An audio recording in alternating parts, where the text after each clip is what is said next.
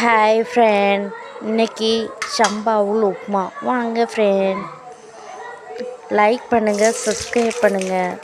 கடாயில் எண்ணெய் ஊற்றி கடுகு போட்டு கடுகு பொரிஞ்ச உடனே கடலைப்பருப்பு போடணும். கடலைப்பருப்பு பொரிஞ்ச உடனே வெங்காயம், கருவேப்பிலை, பச்சை மிளகாய் 2 இது எல்லாம் போட்டு நல்லா வதக்கணும். வதக்கணும் போது மஞ்சள் உப்பும் போட்டு நல்லா வதக்கணும். மஞ்சத்தூளும் உப்பு போட்டு நல்லா வதக்கிட்டு அது கூட தக்காளியும் போட்டுக்கணும். தக்காளியும் போட்டு நல்லா வதக்கணும்.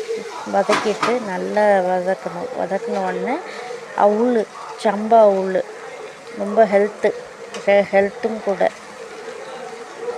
இது எல்லாம் போட்டு நல்லா கழுவிட்டு புழிஞ்சு போடணும். புழிஞ்சு போட்டு நல்லா கிண்டணும். கிண்டி எல்லாம் மிக்ஸ் பண்ணி இறக்கி வச்சிங்கன்னா சம்பா அவுல் உப்புமா ரெடி.